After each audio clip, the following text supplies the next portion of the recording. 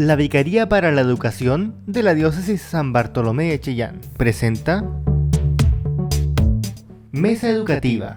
Dialogamos y analizamos el acontecer educacional en la Diócesis San Bartolomé de Chillán. Bienvenidos a un nuevo programa de Mesa Educativa. Este programa que los acompaña cada 15 días y ahora en un nuevo horario, a las 13:20 los días sábados. Y también por las redes sociales de Radio El Sembrador y las redes sociales del Obispado. Hoy día vamos a tocar un tema que tiene muy preocupada a las familias y que todos aquellos oyentes que estén ahí, los auditores, pueden preguntarse cuál es el nuevo sistema de admisión escolar. Y parece que hay varios cambios, los vamos a consultar, vamos a conversar con dos invitados que están mucho más actualizados que nosotros en este tema. Tenemos a la rectora del Colegio Seminario, Padre Alberto Hurtado, la señora Romy Chalchi-Salas. Bienvenida. Gracias, Paula. Un gusto estar aquí y poder también orientar a la familia a través de este medio, lo que significa postular a los colegios tanto públicos como particulares subvencionados de nuestro país. Muchas gracias. Y no viene sola, viene bien acompañada por don Gonzalo Morales Sepúlveda, que es el coordinador académico del mismo colegio, el Colegio Seminario Padre Alberto Hurtado. Bienvenido. Gracias, Paula. Igual, un gusto estar acá y poder compartir y dialogar sobre este tema que es tan importante y por el que me imagino que ustedes acá y también a nosotros nos llegan muchas consultas y hay hartas dudas dando vueltas respecto del proceso de postulación. Hay mucha gente que recuerda los procesos anteriores. Se acuerda cuando hacía filas eternas fuera de los colegios, sobre todo los colegios católicos, teníamos filas por varios días, sistema que la verdad es que poco gustaba. Luego viene toda esta transformación del sistema por un sistema que es, toda la gente le llama de tómbola, aunque efectivamente no es una tómbola, no un concurso, pero sí el azar determinaba quién entraba y quién no. Y luego, hoy día, la gente ha escuchado que hay modificaciones, que hay cambios, pero no sabe mucho qué significa y por eso han salido tantas consultas y por eso queremos tomar este tema acá en Mesa Educativa. Como su nombre lo dice, queremos educar a ver qué es lo que nos trae esta nuevo ordenamiento, hay un nuevo sistema. Pero antes que eso, todas las semanas nosotros conversamos con nuestro invitado y queremos que la gente los conozca, saber quiénes son, cómo se portaban en el colegio, con quién viven, qué hacen en su tiempo libre. Así que partamos, señora Romy, con usted. La tuvimos hace un tiempo atrás, pero aquí es público nuevo todo el tiempo, así que queremos conocerla. Cuéntenos un poquito más de usted. Bueno, yo soy profesora básica de profesión, estoy casada hace 39 años, llegué a la ciudad de Chillán en el 1990 a hacer familia, tengo 4 hijos, de ellos ya 3 egresados profesionales independientes, formando familias también. Así que ya cuento también con 5 nietos. Hartos nietos, sí. 2 niñitas y 3 varoncitos. Así que mi familia es lo que ocupa el tiempo que queda después del trabajo. Que no debe ser mucho. Porque no debe ser mucho, sí. Efectivamente, bueno, es una vida agitada e intensa diariamente el trabajar en colegios, pero a la vez llena de vida y que me apasiona, así que feliz desarrollándome tanto en lo personal como en lo profesional. Yo creo que le preguntamos la vez anterior, pero le voy a volver a preguntar. Creo que no era de acá usted, venía de algún lado. ¿De dónde venía? De Angol. Yo nací en Angol y por trabajo de mi papá, la verdad que desde Angol llegué hasta la 7ª región por varias ciudades, Concepción, Los Ángeles, y llegué a Curicó y ahí hice toda mi enseñanza media y egresé del Colegio Inmaculada Concepción. Ahí también conocí a mi esposo porque viene de allá, de Curicó. Ya, pero el colegio era de niñas. De niñas, sí. En ese tiempo, colegio de niñas, colegio de varones. Bien separados. Aquí nos queda todavía el Colegio de la Purísima. Claro. Que es el único que hay dentro de los colegios católicos que es solo de niñas. Así es. Ya. Y luego llega aquí a Chillán.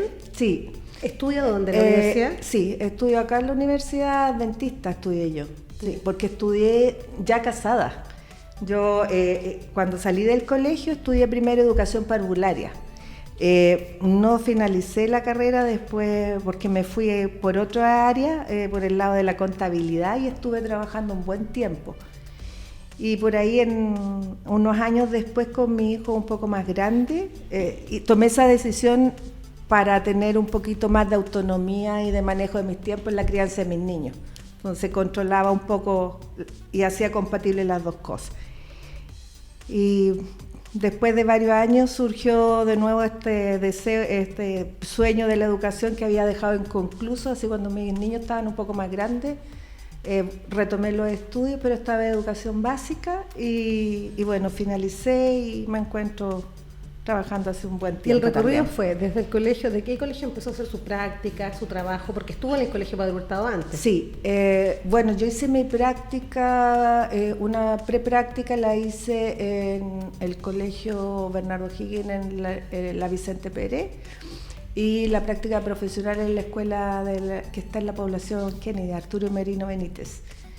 Y llegué al colegio el 2004 a hacer un reemplazo al colegio seminario. Yo era apoderada del colegio seminario porque todos mis hijos han egresado también de esta comunidad. Y me invitaron a hacer un reemplazo y después hubo un concurso y ahí me quedé por 15 años.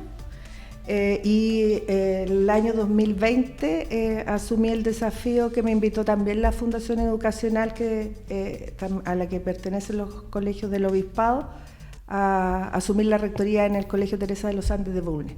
Tuve 4 años allá y el 2023 vuelvo a la rectoría del seminario.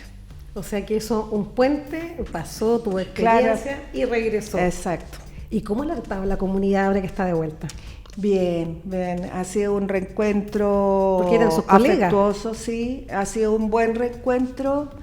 La verdad que bueno, conozco a la comunidad desde hace muchos años, que he sido parte en diferentes roles, participando también activamente en lo que me ha correspondido, tratando de aportarse para que está, ¿no es cierto?, en beneficio de nuestros niños, de nuestras niñas, desde el rol que siempre, el lugar que a uno le toque estar. Y ha sido un reencuentro feliz, que se da de manera natural, diría yo, y espontánea, porque es con la gente que uno también se conoce de toda la vida. Se genera confianza, pero puede generar un poquito de dificultades también, ¿o no, don Gonzalo? No, ninguna. Ya, cuéntenos usted ahora de dónde viene, con quién vive, su familia. Yo soy originario de Chillán, ¿Ya? Toda mi vida. Espero no tener que irme nunca porque me encanta esta ciudad. Estoy casado hace 16 años con Gabriela, tenemos 3 hijos de 4, 12 y 14 años. Son pequeños, le queda harta tarea. Son pequeños, queda harta tarea. San Vicentino, yo hice toda mi enseñanza en el Colegio San Vicente. Con mi esposa, de hecho, no éramos compañeros de curso, nos conocimos en un sorteo en el San Vicente. Después vamos a hablar de los sorteos. Fue sorteado, sí, porque los terceros invitaban a los cuartos y se elegía por canasta. Entonces ahí nos conocimos y de ahí no nos separamos en realidad. Llevamos hartos años juntos, más de 20 años, además de lo de matrimonio. Soy profesor de Historia y Geografía, estudié acá en Chillán también. Después uno sigue haciendo cosas fuera en otros lados, pero siempre acá en Chillán. Y llegué al colegio también haciendo un reemplazo como la señora rectora. Uh-huh. Yo estuve todo el 2006 haciendo reemplazos en el colegio, mientras hacía mi tesis en paralelo. Y no había concurso, no había forma de quedarme en el colegio. Estuve haciendo reemplazos a distintos docentes durante todo ese 2006. Y me fui a San Carlos, estuve trabajando en San Carlos en el Liceo Nuestra Señora de la Merced, 4 años. Claro, hasta que renuncié una profesora de historia del colegio y ahí participé en el proceso de selección y ahí ya me quedé. El 2011 fue eso, justo después del terremoto. Y ahí me quedé, estuve 2 años con jefatura y al tercer año asumí coordinación académica de un ciclo, cuando habían 4 ciclos todavía en el colegio. 2018-2019 una coordinación más general. Después coordinación de ciclo, como dirección de ciclo, lo que era antes, y ya desde el año pasado como coordinador académico del colegio junto con Romy, que nos reencontramos después uh-huh. en los equipos de trabajo, porque compartimos un tiempo antes de que se fuera al Santa Teresa. Ahora, un tremendo tema, la coordinación académica en un colegio con más de 2.000 alumnos. ¿2.000 y cuántos son ustedes? 2.146. Así es. Muchos. Sí. Es como, yo creo que uno de los colegios más grandes que hay.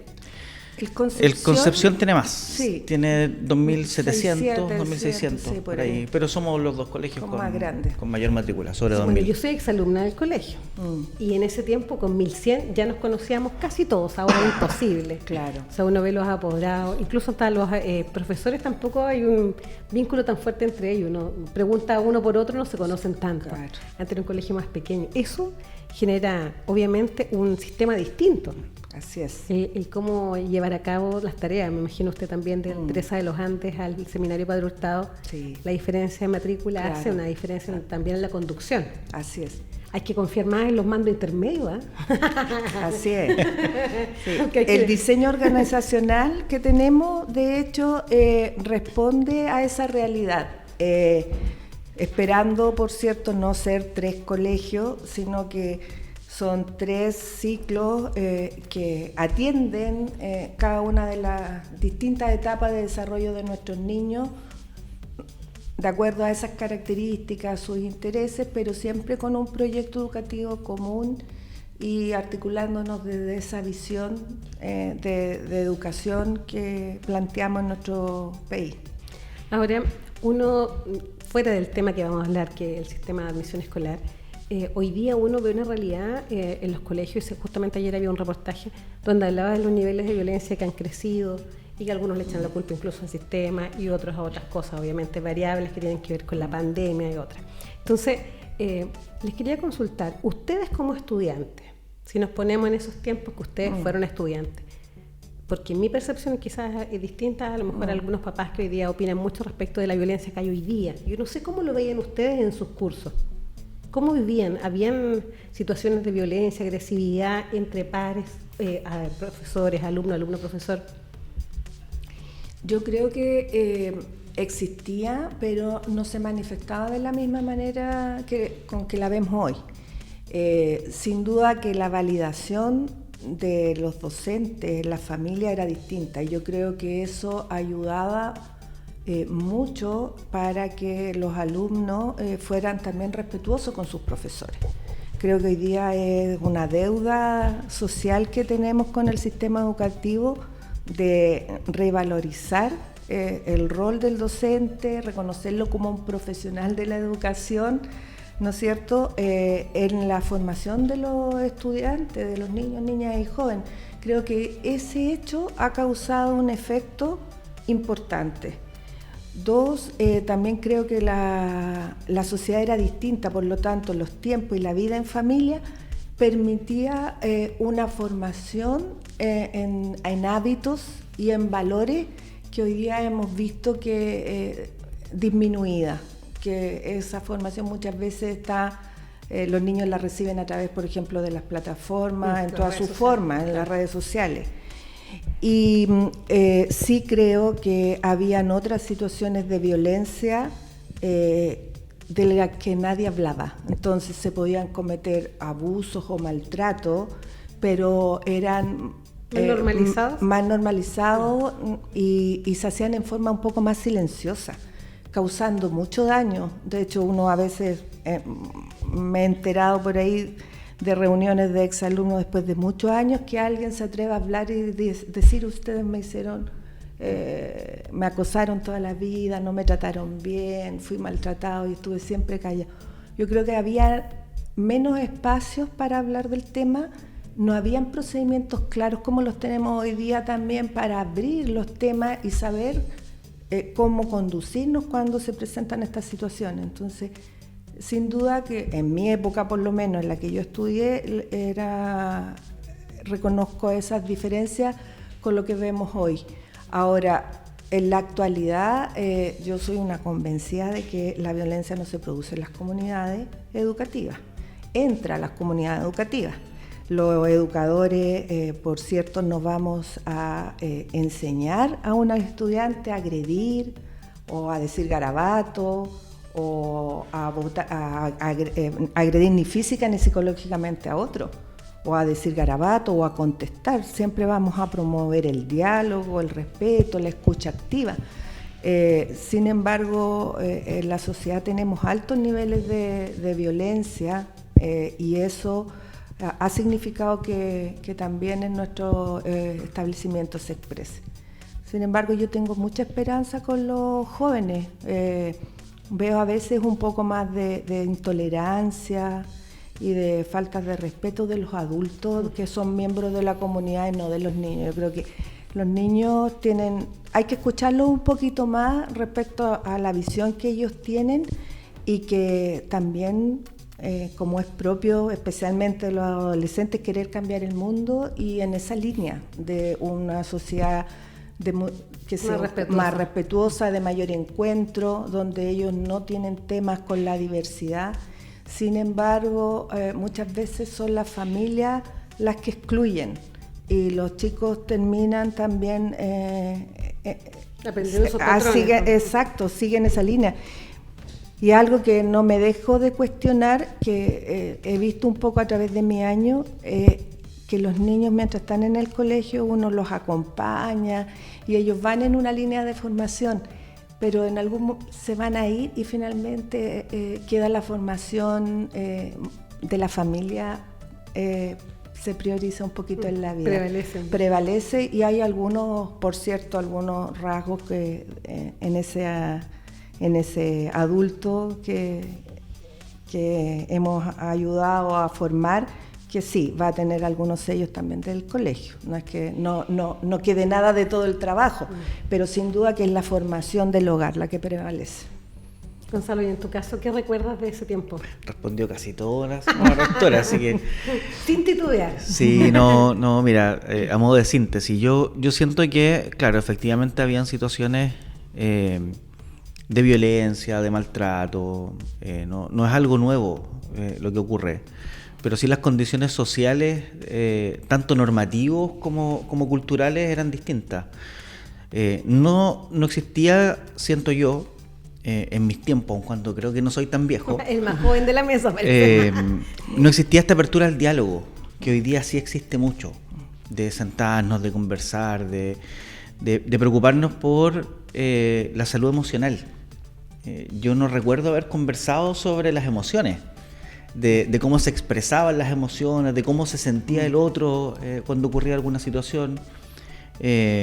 Sino que claro, uno se iba enterando en la marcha de algunas situaciones, o ya cuando es adulto empieza a recordar y dice, chuta, en realidad le hicimos daño a alguna persona o me hicieron daño por esto. Entonces yo creo que ahí hay una diferencia grande respecto del reconocernos como personas con sentimientos que nos afectan algunas situaciones.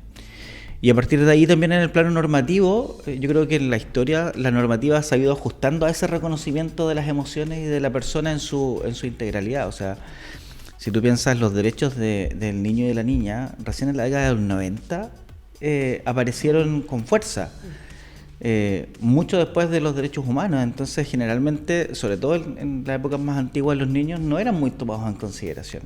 No se les escuchaba mucho o no se les escuchaba de la forma que se les escucha hoy día. Entonces yo creo que eso también abrió una mirada distinta respecto de cómo ver la crianza, los procesos educativos y una serie de otros elementos que... Integrarse a la mesa ya es un tema. Claro, integrarse a la mesa es un tema. Ahora yo creo que también hoy día hay algo que no pasaba antes y que tiene que ver con la inmediatez. Antes, cuando ocurría alguna situación compleja, habían tiempos distintos, sí, donde uno podía conversar con las partes, dialogar algunas cosas, ¿no es cierto?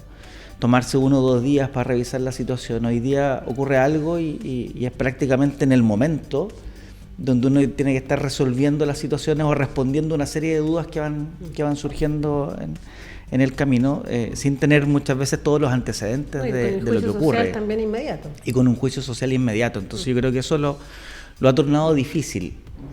Y también con el tema de los tiempos, yo siento que antes la línea o los roles de cada uno de los estamentos estaba mucho más claro, ¿sí? El rol de la familia estaba más claro, el rol del colegio estaba más claro, el rol de la sociedad en su conjunto estaba más claro. Hoy día siento que los límites no están muy claros y muchas veces el colegio es parte de la familia o está cumpliendo un rol que le debiera caber más a la familia en términos valóricos que antes creo que no era tan evidente. Sí, Sí, hoy creo día que sí. alguna vez nos preguntaron a los apoderados qué porcentaje, en una encuesta, qué porcentaje respondía al comportamiento de mi hijo, de la familia, del colegio. Y los papás súper patudos, digo yo, le ponían un gran porcentaje al colegio. Y tal como usted menciona, yo creo que aquí la mayoría la pone en la familia. Si bien es cierto, cada vez estamos menos tiempo en familia, lo que ellos ven, no lo que uno les dice, lo que uno ven, lo que ven el testimonio es lo que más marca. O sea, yo creo que la honestidad, la transparencia, la forma de decir las cosas, el lenguaje, obviamente viene de la familia, tal como usted dice. No hay de otra forma. Bueno, estamos terminando el primer bloque y el primer bloque nos vamos a ir con una canción que eligió la señora Romy. Así que por favor invítenos. Es una canción de un chillanejo, Vicente Cifuentes. Él nació aquí en nuestra ciudad. Tiene una canción que oficialmente se llama Yo no sé de folclore, pero la conocemos como Soy de Chillán. Y la quiero dedicar especialmente a mis hijos. Si bien yo llegué a esta ciudad, mis hijos son chillanejos, tienen un gran cariño por esta ciudad y que sepan que siempre los esperamos con su papá y los acogemos cuando ya nos vienen a visitar. Así que para ellos, para todos los auditores, les dejo esta canción. Si yo nací en Chillán, que es un pueblito austral que en verano me quema, me dio la sed de amar toda la humanidad como humano cualquiera.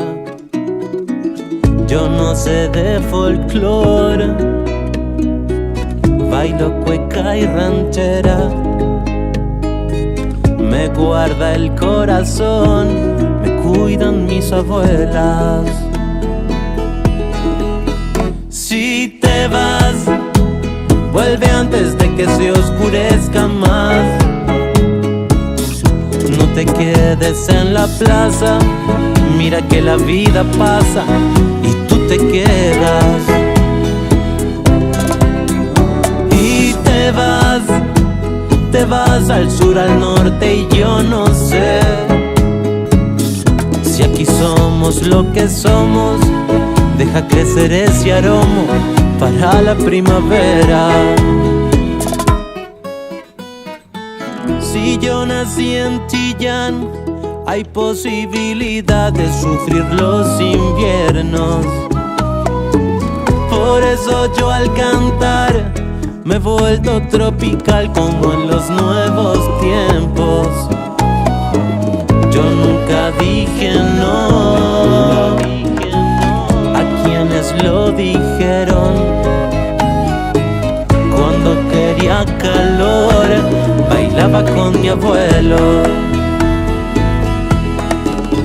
Si te vas, vuelve antes de que se oscurezca más. No te quedes en la plaza, mira que la vida pasa y tú te quedas. Y te vas al sur, al norte y yo no sé si aquí somos lo que somos. Deja crecer ese aroma para la primavera.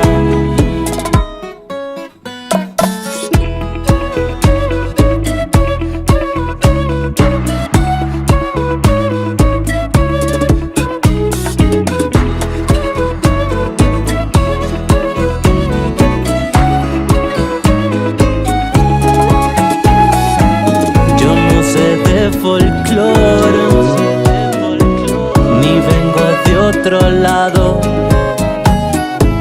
canto bachata y quién lo hubiese imaginado.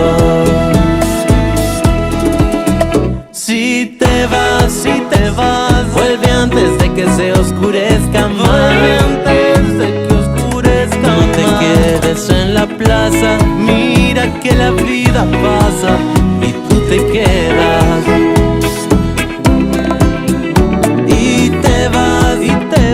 Te vas al sur, al norte y yo no sé. Al sur, al norte y no lo sé. Si aquí somos lo que somos, deja crecer ese aroma para la primavera.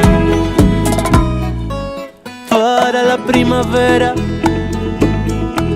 Para la primavera. llega la primavera de Chillán.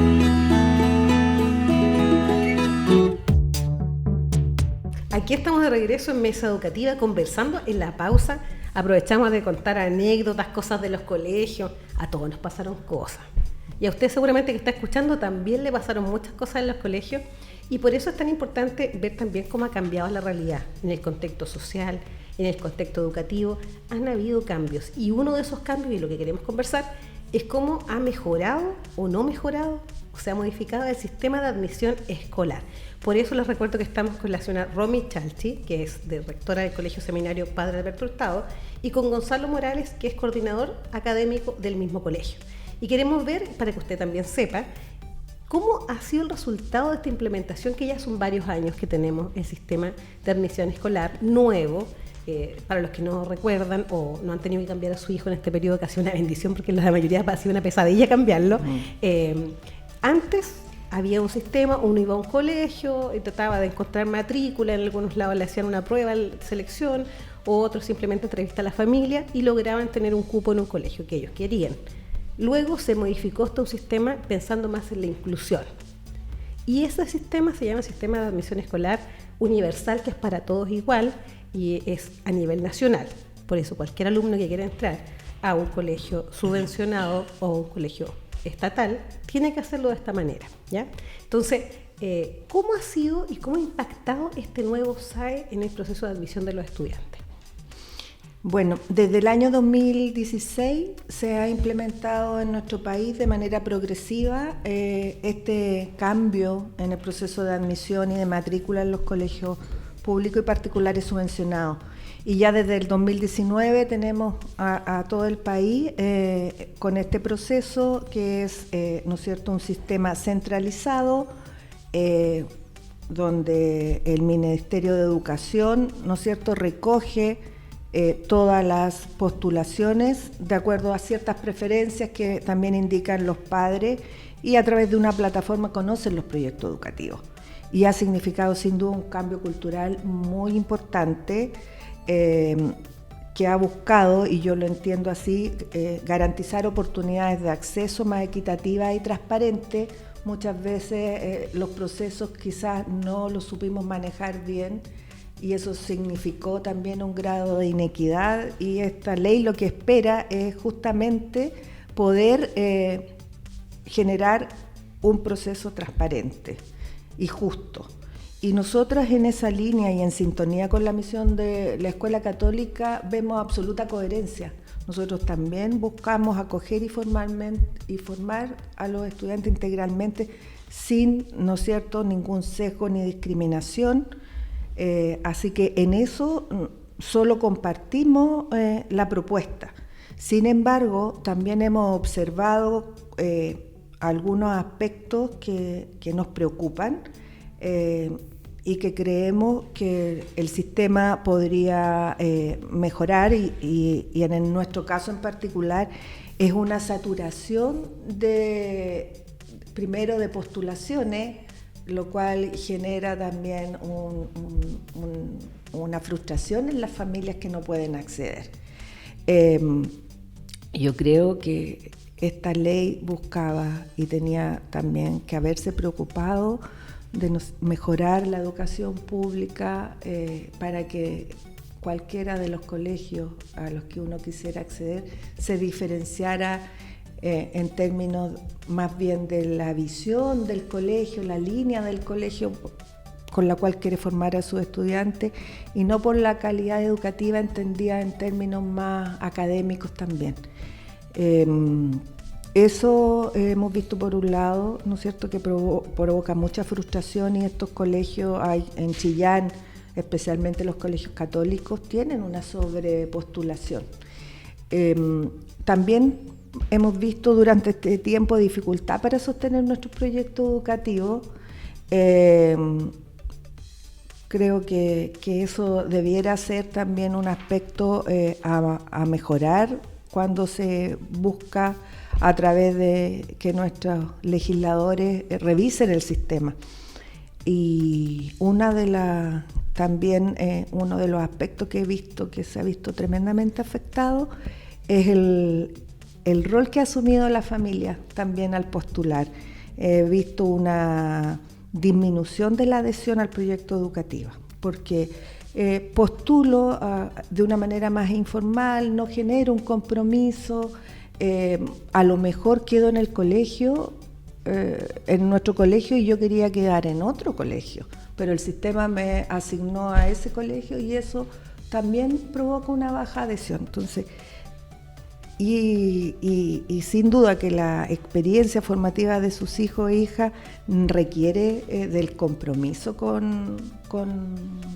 de colegio y familia, porque si no, no va a ser posible. Ahora, desde la mirada como académica, me imagino que hay muchos desafíos que se tienen que abordar respecto de que probablemente hay familias, como usted menciona, que ni siquiera conocen el proyecto educativo, por lo tanto no adhieren ni se vinculan. Así es. ¿Cómo se enfrenta a esto? Sí, mira, yo creo que va de la mano de lo que mencionaba nuestra rectora ahora. La ley que viene a modificar el sistema de admisión es bastante coherente con los principios de la escuela católica, en atención a la diversidad, ¿sí? Porque en definitiva, cuando tú piensas la escuela y la pedagogía, es una enseñanza y son procesos que tienen que llegar a todos, independiente de las características, y sobre todo aprovechando la diferencia.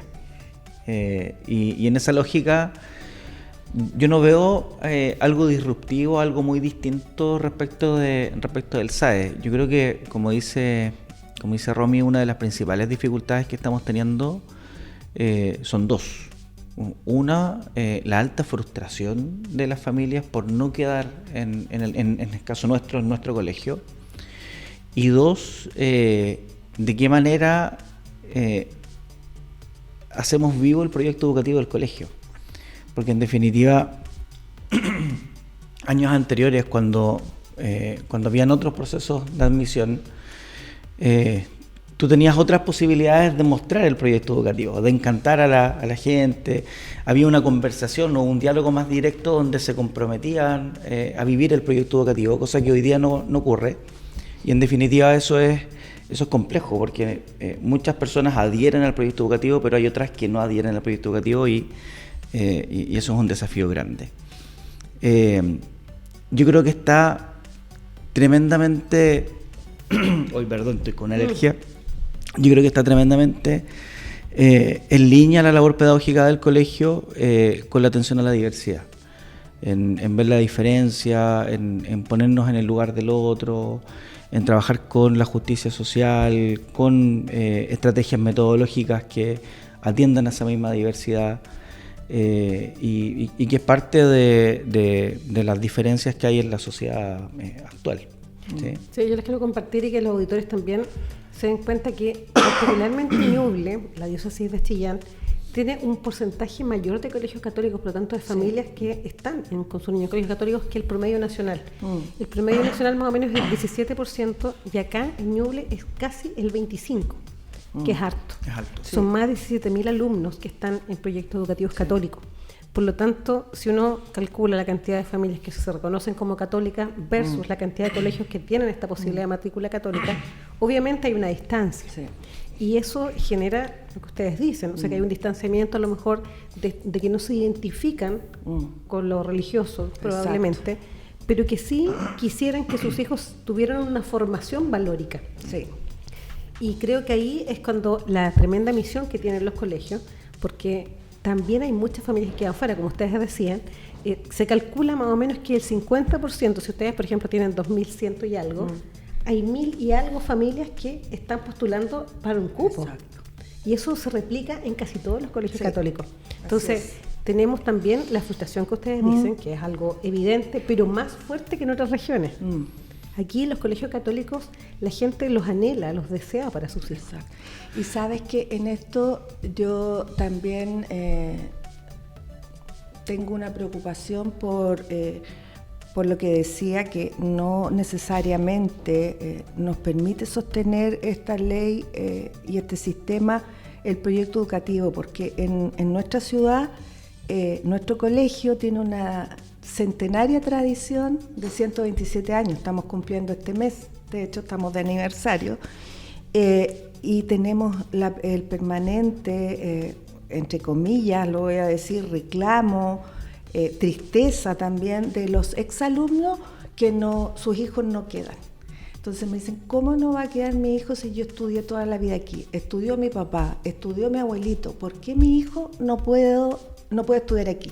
Entonces, para ello, no lo entienden como se justifica desde la ley, que la familia tiene la libertad de hacer la elección. Pues me dicen, en definitiva, yo no tengo la libertad porque estoy, ¿no es cierto?, sujeto a un sistema que ante criterios similares va a hacer en definitiva un sorteo. Y mi hijo no va a quedar porque es el primero que postula. Entonces ahí yo considero que los legisladores que han estado revisando también deberían considerar que es un elemento importante en la tradición que puedan tener los colegios y, por ejemplo, incluir como criterio hijos de exalumnos, porque está el criterio de exalumno. Siempre que ese niño haya estado en el colegio, se cambió de ciudad, se fue a otro colegio y puede regresar. Sí. Pero el hijo del exalumno no puede postular a su hijo. Y eso creo que, o sea, por lo lo menos... postular, pero no un criterio de selección. Exacto, no es un criterio de selección, perdón. Sí. Y eso creo que es una situación que debería resolverse cuando pensamos en proyectos educativos de una tradición importante en el país. Sí, para aclarar algo... Lo que pasa es que además, quiero agregar algo, lo que pasa es que además, cuando uno piensa en políticas públicas, también tenemos que preguntarnos, en el fondo, ¿por qué está saturado el sistema de admisión? En el caso nuestro, como colegio, la gente que postula no necesariamente va a quedar en nuestro colegio, porque se abre una cantidad de cupos que es mínima. En prekinder son 120, 130 cupos, y en los restos de los niveles pensemos en 2 por curso, 3 por curso máximo, y postulan más de 1.000 personas, o sea, abrimos un 15% de cupos para el 100% de las personas que están postulando. Entonces es complejo, porque sí o sí va a haber un grado de frustración de esas 900 o casi 1.000 personas que no están quedando en el colegio. Pero yo creo que ahí, en términos de políticas públicas, uno debiera llevar a la mesa la discusión con las autoridades del por qué el sistema se satura, pero se satura con algunos colegios, no se satura con todos los colegios. Que hace que la mayoría de la población que está postulando por el sistema de admisión hoy día postula 3 colegios de toda la oferta académica que hay en todo Chillán. Yo creo que ahí eso nos permite sentarnos y conversar respecto de la calidad educativa, de qué hace que algunas personas elijan a unos colegios versus otros. De cómo se trabaja el tema valórico, la importancia de la familia, y ahí todo, tener luces respecto de esa saturación. Como lo académico que menciona la señora Romy, o solamente lo valórico, sino que también los espacios de recreación, la actividad programática, claro. Todo, o sea, tiene la infraestructura que tiene una institución, todo eso lo suma a la familia y dice, yo creo que está acá. Pero hoy día no sabe si va a estar ahí donde quiere. Sí. Lo que yo les quería consultar, y que mucha gente tiene esta confusión, y que yo también la tenía hasta hace poco que leí un poquito más, es que si los criterios se habían modificado, ya que tanto se ha hablado de que hay modificaciones. Entonces, al parecer, los criterios siguen siendo los mismos. Así es. Siguen siendo los mismos. Lo que pasa es que el proceso tiene varias etapas. Actualmente estamos en la etapa de postulación. Está abierta. O sea, toda la gente que quiere cambiar a su hijo puede postular. Entre el 5 y el 28 de agosto. Ahora, todavía hay personas que van a los colegios a hacer la postulación pensando que los vienen colegios... acá a la vicaría. Claro. Hay una plataforma, esa plataforma es de la página Sistema de Admisión Escolar. Tú, como apoderado, yo lo tengo súper claro, porque además de ver el tema de admisión escolar en el colegio, yo estoy postulando a mis hijos por la misma página. No es un sistema aparte, siendo yo que trabajo en el colegio. Tú habilitas tu clave como apoderado o como tutor legal y postulas a los estudiantes. Entonces, esta es como la etapa principal de postulación. ¿Para alumnos de prekinder también? Desde prekinder hasta cuarto medio, para todos los niveles. ¿Modificación o ingresos nuevos? Claro, para todos los niveles, en nuestro colegio, desde prekinder hasta cuarto medio y dependiendo de los colegios, los niveles que hagan clase. Después de este periodo, vienen los resultados del periodo, que es en octubre, y en noviembre hay un periodo de regularización. En definitiva, hay colegios, en el caso nuestro no va a ser, donde no se llenaron todos los cupos y hay una regularización o una nueva postulación a esos cupos que quedaron y que no se llenaron. Después vienen las matrículas, que son en diciembre, y aquí es donde la gente se confunde muchas veces, porque después de las matrículas viene el proceso de la nota de la lista, que es el famoso libro de espera. Y ahí es donde se hacían las filas eternas los años anteriores, donde uno veía gente cuando eran las matrículas antes de las fiestas, incluso. Porque después de las matrículas se hace un registro de lo que logró llenarse en términos de matrícula y los cupos que quedaron. Hace un año se cambió esa nota en la lista, que era de forma presencial, tú hacías la fila y estaban días, noches, la gente esperando, a algo digital. Y uno tenía que ingresar a una plataforma en un horario y el primero que se inscribía... Es como comprar una entrada para un cantante famoso. Claro. Entonces son todas esas etapas. ¿Qué pasó este año? Se trató de ajustar el proceso, se mantuvieron los criterios el mismo orden, las mismas etapas que te estoy comentando. Se mantuvo dentro de los criterios de postulación principal, que es el que estamos viviendo ahora, el haber sido exalumno, el tener hermanos en el colegio. Ahí los porcentajes los tiene la rectora. El primer criterio es tener hermanos en el colegio. Sí, y el segundo es pertenecer, de los postulantes van a quedar el 40% más vulnerables. El tercer criterio es ser hijo de funcionario del establecimiento y el 4, que el mismo estudiante que postula haya sido exalumno. Que retorne. Que retorna al colegio. Que retorne al colegio. Esos son los criterios y se mantienen los mismos desde el año que inicia esta nueva ley, 2016. En eso no hay ningún cambio ni ninguna novedad. Muchas veces las familias siguen creyendo que los van a asignar por cercanía y ese no es un criterio. En la ley y al inicio se proyectó, pero todavía no se ha podido implementar. Así que, por lo tanto, en la plataforma hay una vitrina donde van a poder ingresar a todos los colegios y además de las fotos están los proyectos educativos, está el reglamento interno de convivencia escolar, dice si tiene CEP el colegio, también señala si tiene PIE, cómo están conformados los cursos, cuántas vacantes hay. La buena noticia es que las familias pueden postular en orden de prioridad a todos los colegios que deseen. Yo siempre cuando me preguntan le digo postule y llene la hoja, es como muy similar a la postulación a las universidades. Entonces, en orden de preferencia, complete la cantidad de establecimientos, porque no se el máximo no existe y el mínimo es muy arriesgado. Pero lo voy a volver a preguntar, porque yo siempre había escuchado que la georreferenciación era un tema, o sea, que uno queda a una distancia X del colegio. No es así. No es así. No es parte. Se planteó como una proyección, porque este modelo también viene de afuera, entonces donde se implementa en países donde la calidad los niños van a la escuela y al colegio del barrio. Sí. Y así se proyectaba, pero hasta ahora nunca se ha implementado. Y yo veo muy difícil que en el corto plazo también se pueda implementar. Los principales colegios están todos juntos. Exacto. Además, no solo era por un tema de calidad educativa la georreferenciación, sino que también se descartó por una discusión que se dio respecto de que podía generar una mantención de estructuras sociales de discriminación, porque generalmente se asociaban barrios con colegios de distinta estructura social. Ahora, respecto al sistema de admisión, yo creo que donde hay muchas dudas es sobre la famosa tómbola. ¿Cómo opera la tómbola? ¿Cuándo opera? Si es que no opera, ¿cómo desapareció? ¿Cómo no desapareció? Ahí que nunca existió, finalmente no hay nadie con una tómbola. Claro, lo que pasa es que la gente pensaba que todos se inscribían y había una tómbola inmediata y a partir de ahí uno quedaba o no quedaba. El sistema operaba de la siguiente forma, opera de la siguiente forma. En el caso del colegio, de nuestro colegio, pre-kinder se abren cursos nuevos. Por lo tanto, no hay estudiantes en el pre-kinder del 2026, en este caso. Se inscriben 200 personas, hay 130 cupos. Y operan los criterios que mencionó la rectora para definir quiénes van o quiénes tienen prioridad, ¿sí?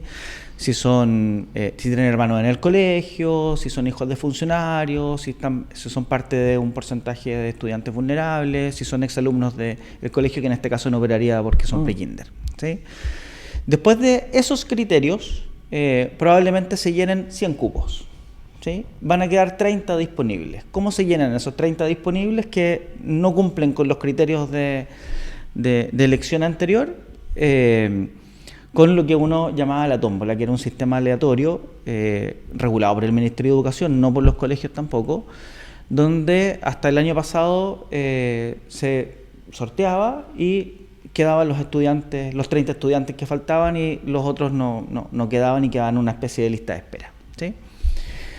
Este año cambió por otro sistema, que es un sistema aleatorio, donde se hace una ecuación matemática que elige el RUT del estudiante y el RBD del colegio. El registro del colegio. Es como el RUT del colegio, ¿sí? Son registros públicos. Todos los colegios tienen un RBD específico que lo identifica con un número, ¿sí? Con esos dos números el Ministerio establece un rango matemático y define un número de asignación con un orden. Y en ese orden se van a ir matriculando los estudiantes de acuerdo a lo que la familia no tiene por qué saber, que no tiene información de eso. Claro que sí. Antes, hasta el año pasado, el desempate de estos niños que no cumplían los criterios y que, ¿no es cierto?, estaban postulantes, se desempataba con un algoritmo que era aleatorio. Y ahora el desempate se produce con un número fijo que está dado, como lo señala Gonzalo, por una combinación del RUT y RBD, que es matemático, que el cual nosotros no conocemos. Y en eso aprovechar de decirle a las familias que nosotros en ningún momento participamos de este proceso de selección, porque es un sistema centralizado donde ellos tienen toda la información. A los colegios llega el día antes que se inicien las matrículas el listado de los nuevos alumnos que debemos matricular. No los conocemos previamente, no sabemos quiénes son.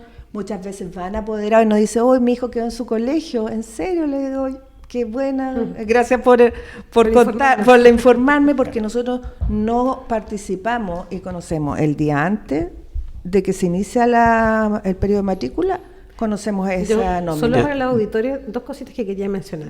Una que es súper importante, que lo mencionó don Gonzalo, que hay un periodo de matrícula el cual uno tiene que matricular todos los años a sus hijos, porque conozco familias que no han hecho eso en el periodo y queda liberado su cupo para el sistema. Y como el colegio no lo maneja, aunque vayan a reclamar al colegio, el colegio no puede hacer nada. Exacto. Esto ha pasado en varios colegios de nuestra ciudad y en otros del país, por supuesto. Entonces, uno tiene que estar muy atento como apoderado a los periodos de matrícula. Así es. Y responder como corresponde. Obviamente, si hay alguna deuda y todas esas cosas que pueden pasar, uno ahí lo puede conversar, pero no puede dejar de matricular a sus hijos.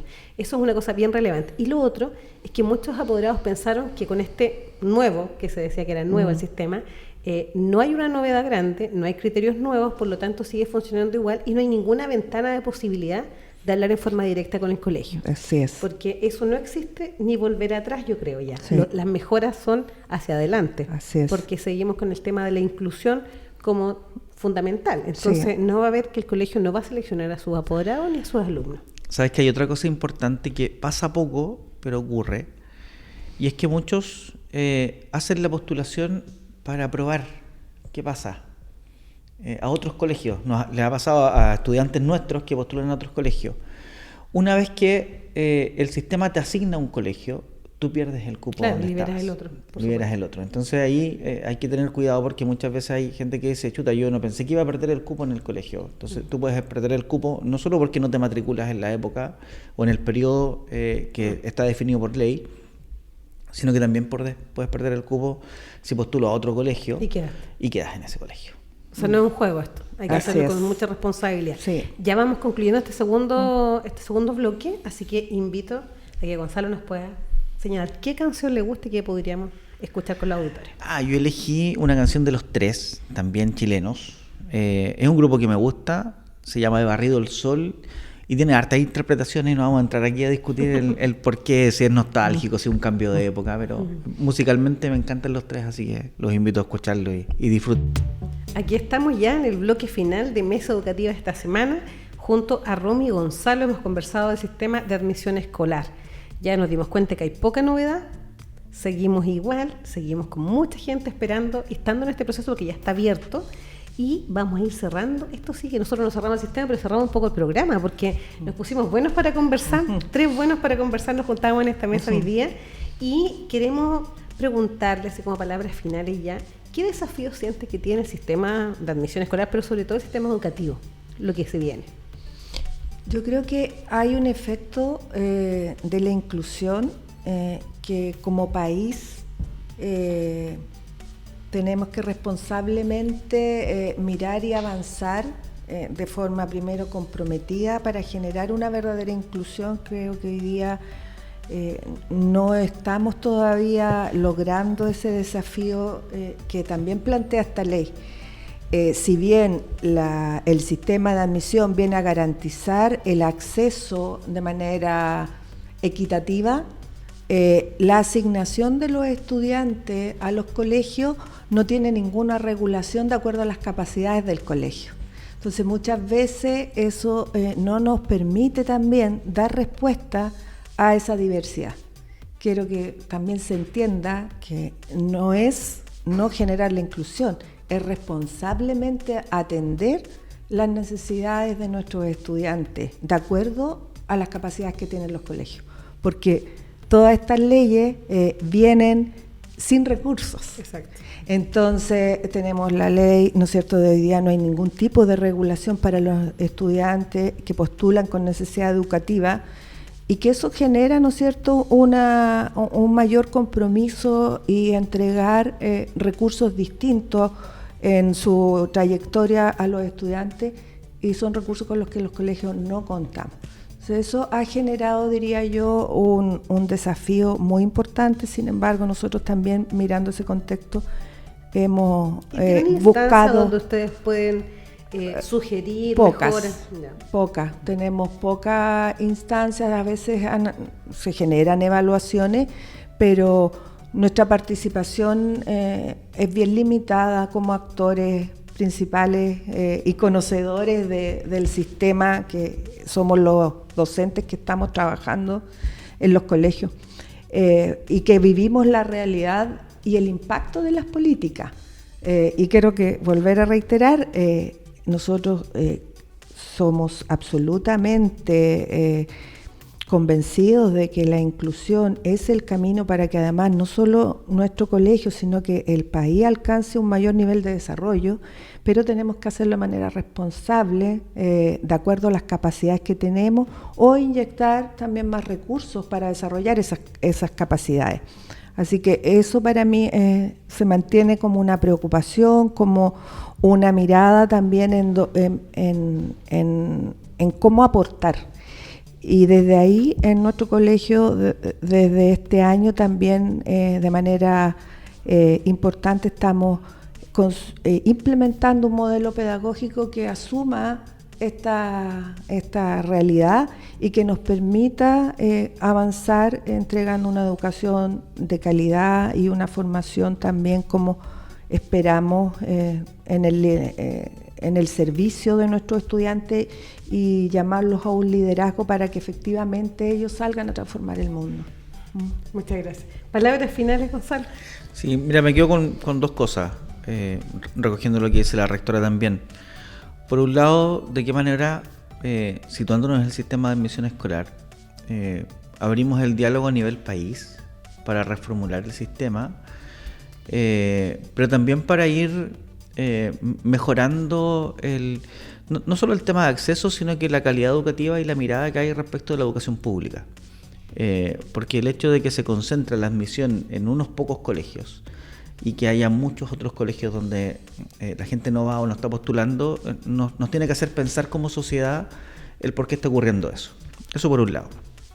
Y lo segundo, ya como colegio, de qué manera vamos cada día fortaleciendo el proyecto educativo del colegio, dándole fuerza a la escuela católica, que es el llamado que tenemos, acogiendo la diversidad, acogiendo la diferencia, y fortaleciendo a través de la formación, a través de lo académico, a través de los talleres, a través de las relaciones con toda la comunidad educativa, y fortaleciendo las enseñanzas de San Alberto, lo que queremos como colegio y lo que queremos entregarle a la ciudad y a la comunidad en su conjunto, ¿sí? Tiene que ver con eso.